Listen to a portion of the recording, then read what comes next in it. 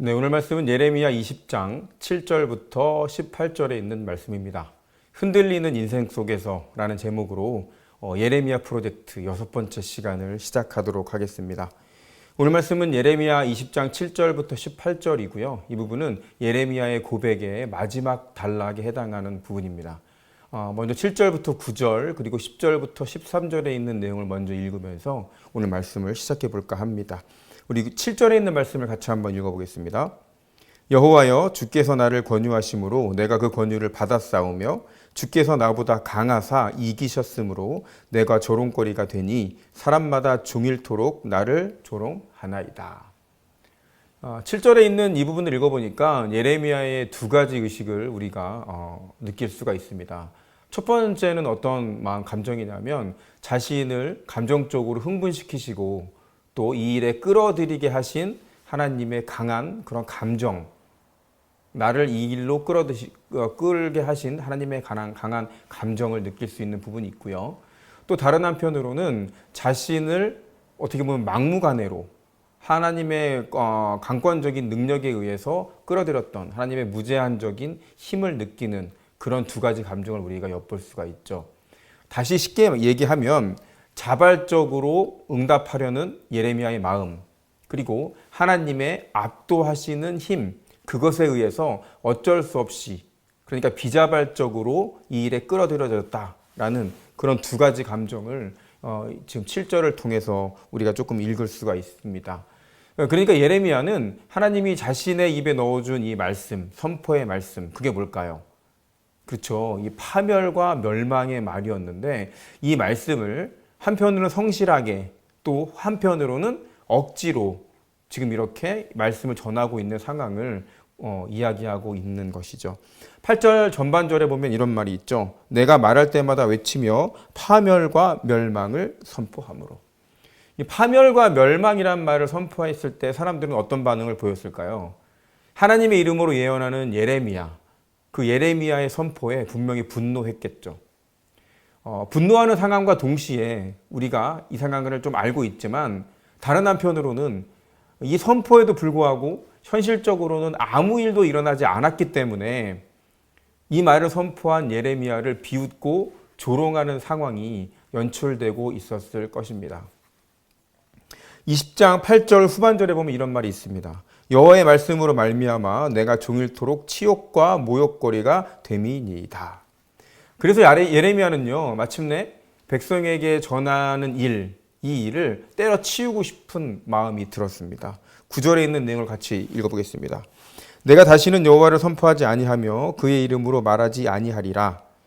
그러면 나의 마음이 불붙는 것 같아서 골수에 사무치니 답답하여 견딜 수 없나이다.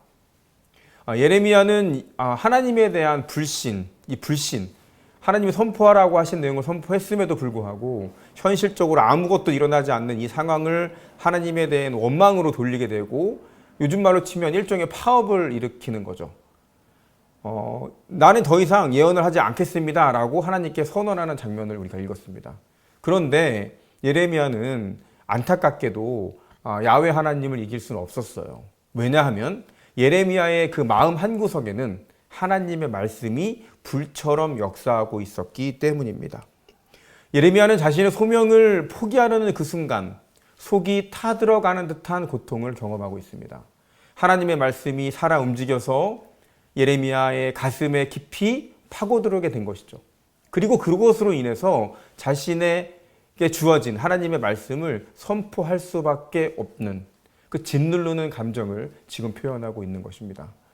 예레미야는 자신의 소명을 수행하게 되면 사람들에게 비웃음을 받고 조롱거리가 돼야 되는 그런 일을 감수해야 되는 상황에 처해졌고요. 두 번째로 이 소명을 거부하게 되면 마음이 불붙는 것 같아서 골수에 사무치는 그런 경험을 하고 있는 것입니다.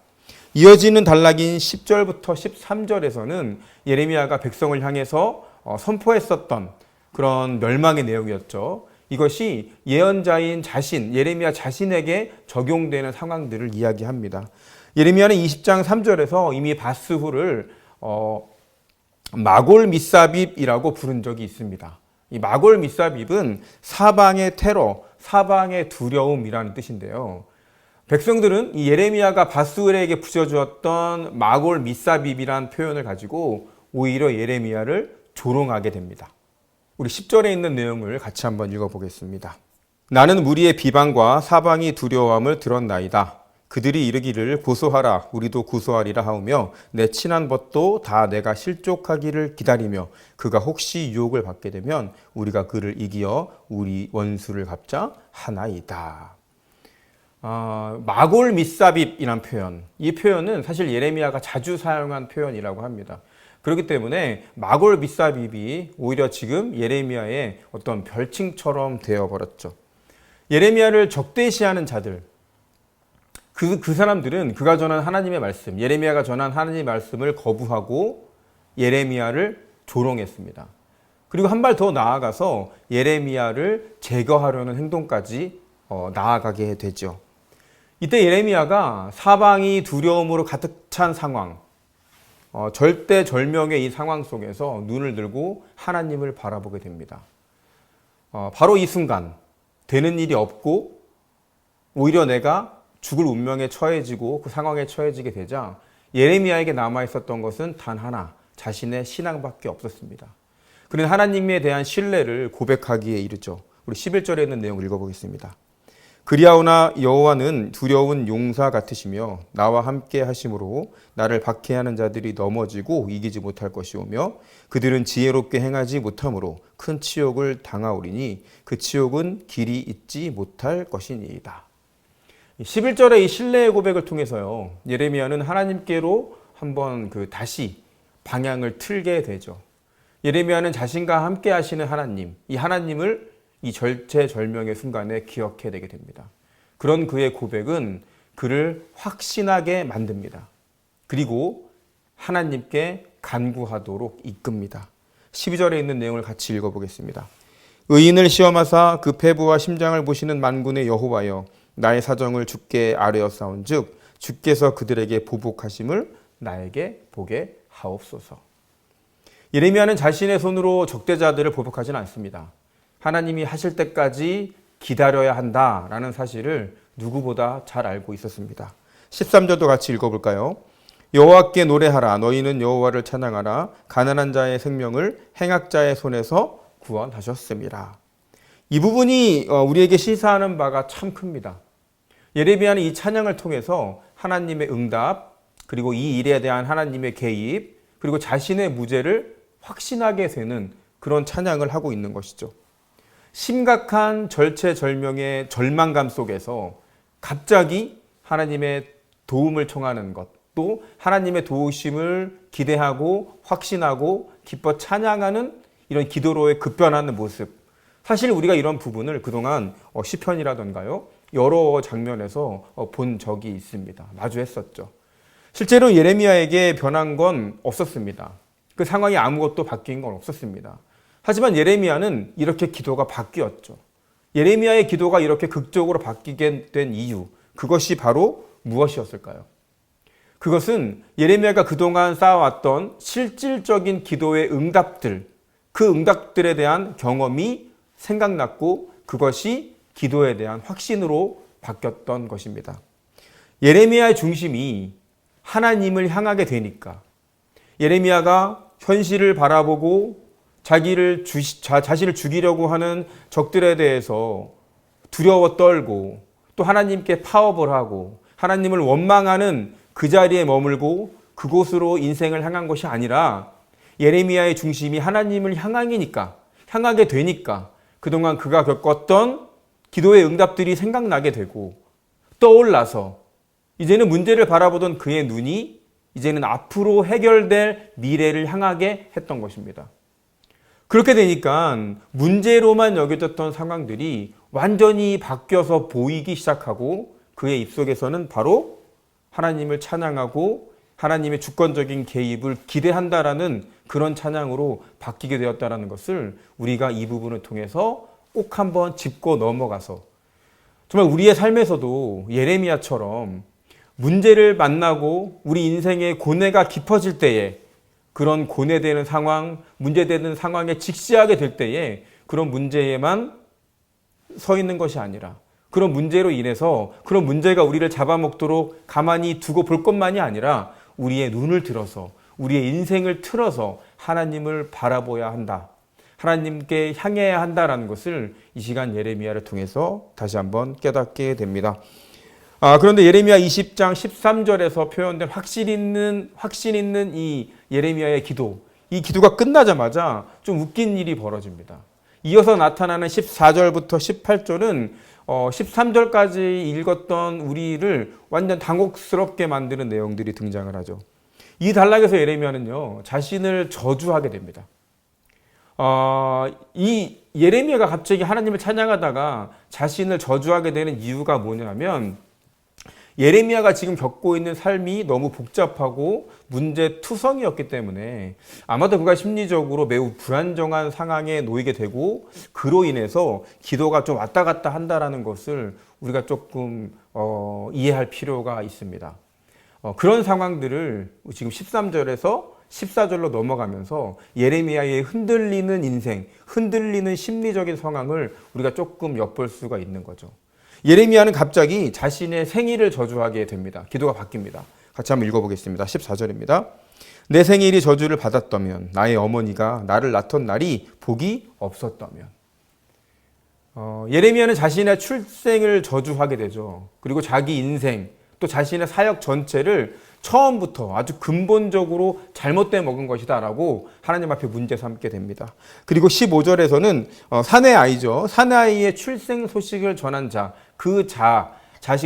사내 아이가 낳았다라는 소식을 아버지에게 전한 그 사람도 저주하게 됩니다. 15절 같이 읽어보겠습니다. 나의 아버지에게 소식을 전하여 이르기를 당신이 득남하였다 하여 아버지를 즐겁게 하던 자가 저주를 받았다면. 15절도 읽어볼까요? 16절도 읽어보겠습니다. 그 사람은 여호와께서 무너뜨리시고 후회하지 아니하신 성읍같이 되었다면, 그가 아침에는 부르짖는 소리, 낮에는 떠드는 소리를 듣게 하였다면 좋을 뻔하였나니. 그렇죠. 기도가 완전히 급바뀌는 것을 우리가 느낄 수가 있었죠. 예레미야는 사실 이 부분에서 의도적으로 자신의 출생, 그러니까 생일, 그리고 출생을 전달한 자, 아버지에게 자신의 출생을 전한 자를 저주하게 됩니다.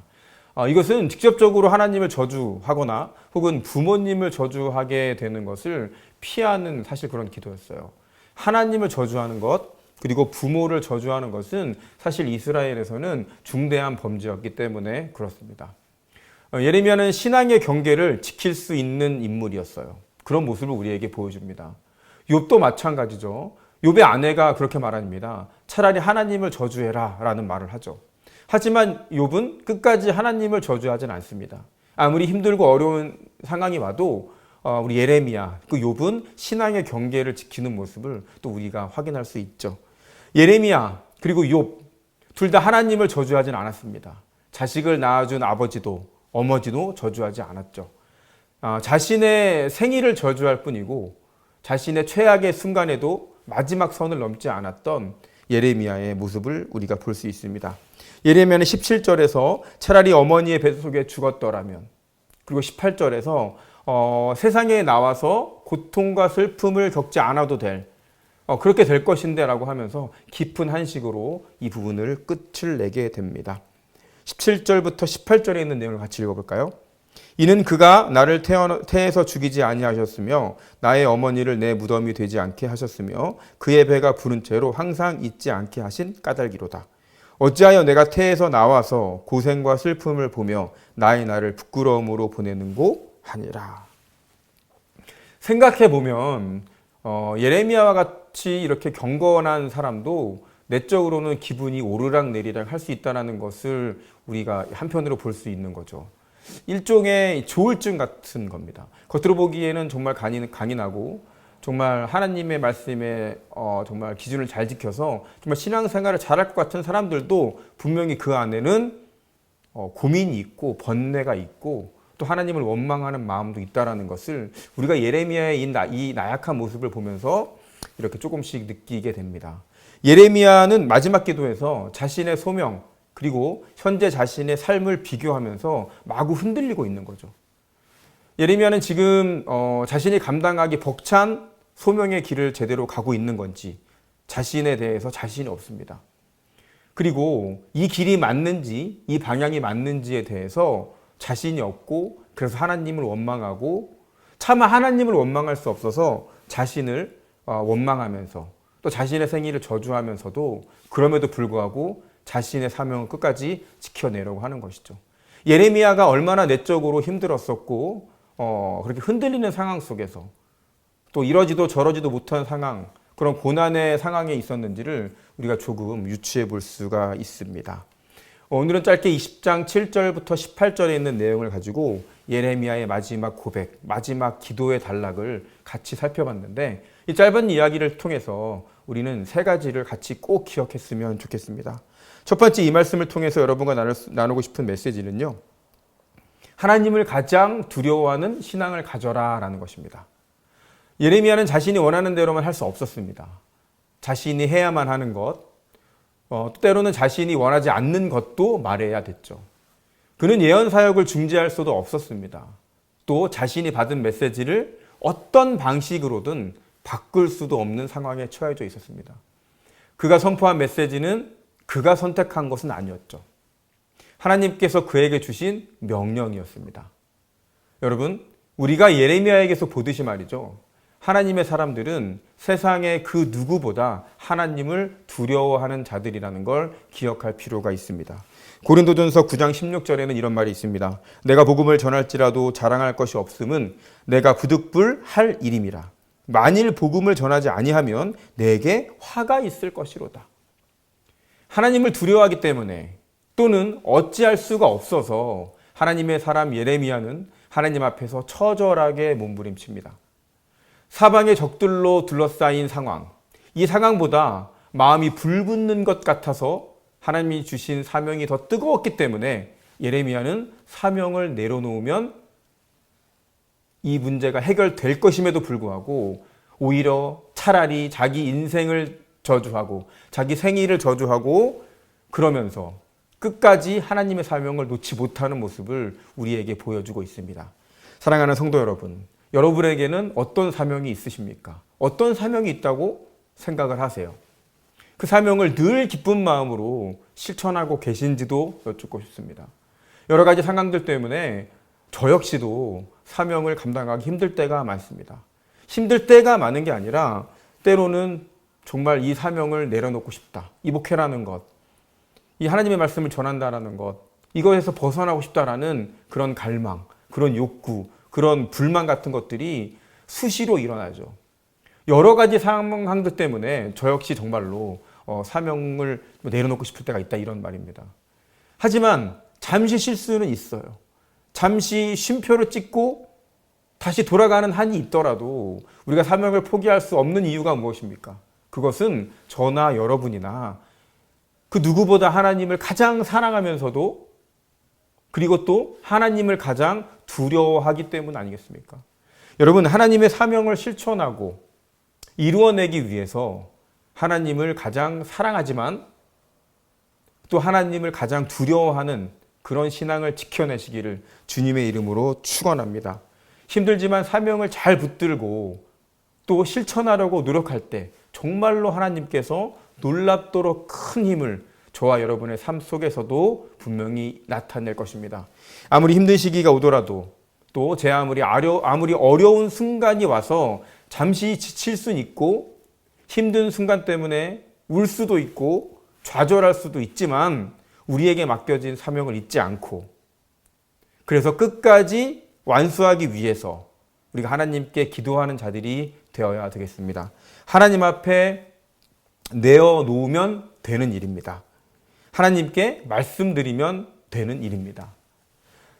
그러면 하나님께서 우리 마음을 어루만져 주시고 다듬어 주셔서 우리의 영안을 열어주실 것이고 세상을 보는 안목도 넓혀주실 것입니다. 그렇게 되면 막혔던 담들이 무너지게 되고 인간관계도 풀리게 될 것입니다. 우리의 먹고 사는 문제는 당연히 우리가 신경 쓸 일이 아니게 되는 것이죠. 그렇습니다. 두 번째로 이야기하고 싶은 것이 바로 그거예요. 하나님을 바라보는 인생이 되어라 라는 것이죠. 예레미야의 상황이 내적인 혼란 그리고 외적인 방해로 좌절됐죠. 그러니까 다시 말하면 그가 시련을 당하고 있다는 것입니다. 시련을 당하고 있을 때 예레미야의 인생의 방향이 하나님께 고정되게 됩니다.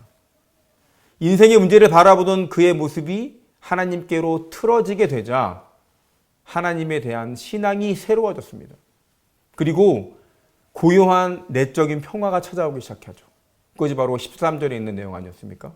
그리고 그는 마치 시편 23편에 있는 기자처럼 고백을 하게 됩니다. 시편 23편에 있는 기자는 뭐라고 얘기했죠? 내가 사망의 음침한 골짜기로 다닐지라도 해를 두려워하지는 않을 것은 주께서 나와 함께 하심이라.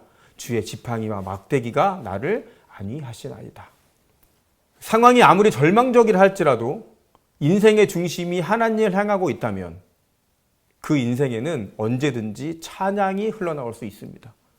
사실 믿음이 현실을 당장 바꿀 수는 없습니다. 그렇다면 믿음은 무엇을 바꿀 수 있을까요? 믿음은 현실을 당장 바꿀 수는 없지만 현실을 대하는 우리의 자세를 달라지게 합니다. 그리고 그 자세가 바뀌면 우리가 세상을 보는 눈이 달라지게 되고 세상의 이치가 달리 보이게 되기 시작합니다. 그렇게 되면 우리는 완전히 다른 모습으로 세상을 바라보게 되는 것이죠. 여러분, 너무나 멋진 일 아닙니까? 이런 게 바로 세상 사람들은 경험해 보지도 못하는 바로 신앙의 힘이 바로 이것입니다. 때로는 그런 일이 마법처럼 느껴질 때가 있죠. 하지만 그건 마법이 아닙니다. 바로 신앙의 힘입니다. 인생이 문제를 만나면 좌절뿐이었는데 이 문제가 해결되니까 저 문제가 보이고 이 상황이 풀리니까 다른 어려움들이 기다리고 있고 그런 것들 때문에 계속 좌절하는 것이 인생이었는데 우리의 인생이 하나님을 만나니까 인생이 하나님을 향하니까 하나님을 바라보게 되니까 문제가 더 이상 문제로 보이지 않게 되는 것이죠. 여러분의 인생이 하나님을 만나시길 주님의 이름으로 축원합니다. 우리 인생에 믿음이 작동해서 최악의 절망 가운데서도 찬양이 흘러나오는 그런 기적을 누리시길 주님의 이름으로 축원합니다. 세 번째 이야기 나누고 싶은 건 완벽한 신앙은 없다라는 겁니다. 아마 예레미야는요, 모든 것을 다 던져버리고 도망가고 싶었을 거예요. 그래서 파업을 선언하지 않습니까? 그런데 그렇게 하면 자신의 존재가 부정되는 것은 물론이고 자신에게 명령을 내리신 하나님의 존재마저 부정되는 꼴이 돼버리니까 고통을 감내하면서 하나님의 말씀을 전했습니다. 하지만 사람들은 어땠습니까? 자신을 지지해 주기는커녕 오히려 죽이려고 달려들었죠. 이런 상황이 아마도 예레미야를 아주 흔들리게 했겠죠. 몹시도 흔들리게 했을 것입니다. 그런데 우리가 여기서 한 가지 생각해 보고 넘어가야 할 것이 있습니다. 예레미야의 흔들리는 모습. 예언자식이나 됐는데 말이죠. 그렇게 믿음이 충만한 사람이었는데 하나님의 말씀을 전하는 그런 대변자인데 어떻게 그 사람이 흔들릴 수 있을까? 예레미야의 흔들리는 그 모습이 어쩌면 건강한 신앙의 모습이 아닐까? 저는 오늘 여러분과 그 얘기를 한번 해보고 싶습니다. 우리가 이 땅에 살면서 신앙생활 하는데 말이죠. 아무런 문제가 없다. 내 신앙은 완벽하다. 라고 하는 사람이 있을까요? 내 신앙에 대해서 고민할 필요가 전혀 없어라고 말을 한다. 그런 사람이 있다. 고민이 없다? 과연 그럴 수가 있냐는 말입니다. 여러분, 우리가 우리 인생에서 고민하고 또 우리가 신앙생활을 잘하고 있는지 또 우리가 사명을 잘 감당하고 있는지 생각해보고 고민하는 이유가 무엇입니까? 그건 바로 스스로 자기 자신과의 끊임없는 대화의 결과가 바로 고민이라는 것이죠. 내가 가고 있는 길이 옳은지 방향은 잘 맞추고 있는지 날마다 체크하는 사람, 그런 사람만이 사실 자신의 영성에 대해서 자신의 사명에 대해서 그리고 우리 인생에 대해서 고민할 수 있는 사람입니다. 여러분, 그렇게 본다면 흔들리는 신앙은 오히려 건전한 신앙이라고 할 수 있겠죠. 성숙해가는 신앙이 바로 흔들리는 신앙이 아닐까. 오늘 저와 여러분 한번 생각해보는 그런 시간을 가져봤으면 좋겠습니다. 고린도전서 10장 12절에는 아주 유명한 말이 있습니다. 그런즉 선줄로 생각하는 자는 넘어질까 조심하라. 여러분 인생에 하나님을 바라보시고 또 기도로 나아가시되 오늘도 그리고 내일도 나는 완벽하지 않구나 라는 이런 고백을 하나님께 늘 하시는 저와 여러분이 되셨으면 좋겠습니다. 늘 신앙 때문에 고민하십시오. 늘 나약한 존재라서 매일마다 넘어지는 나를 바라보시는 신앙이 되시기를 주님의 이름으로 소망합니다. 그런 저와 여러분이 되시기를 주님의 이름으로 축원합니다. 겸손한 신앙을 가지시기를 주님의 이름으로 소망합니다. 늘 내 신앙에 의구심이 들고 내가 정말 신앙인이 맞는지라는 그런 고민으로 하루를 시작하는, 그래서 하나님께 기도하고 하나님만을 바라볼 수밖에 없는 그런 저와 여러분의 인생이 되시기를 주님의 이름으로 소망합니다.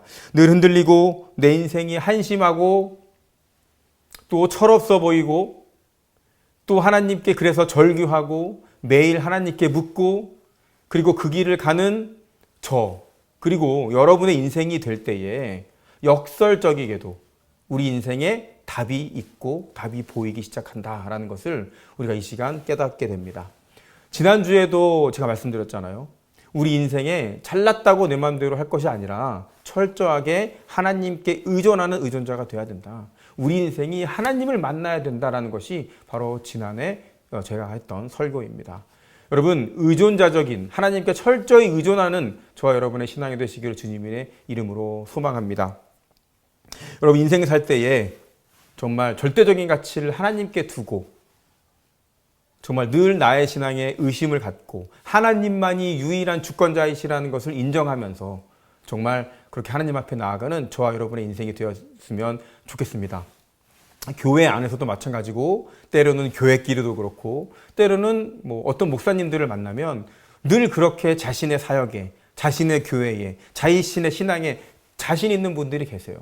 하지만 고린도전서 10장 12절에 있는 말씀처럼 우리가 정말로 제대로 서 있다고 생각했을 땐 넘어지지 않기 위해 늘 고민하고 늘 하나님 앞에 흔들리는 모습으로 온전히 하나님만을 바라보는 저와 여러분의 인생이 되시기를 주님의 이름으로 소망합니다.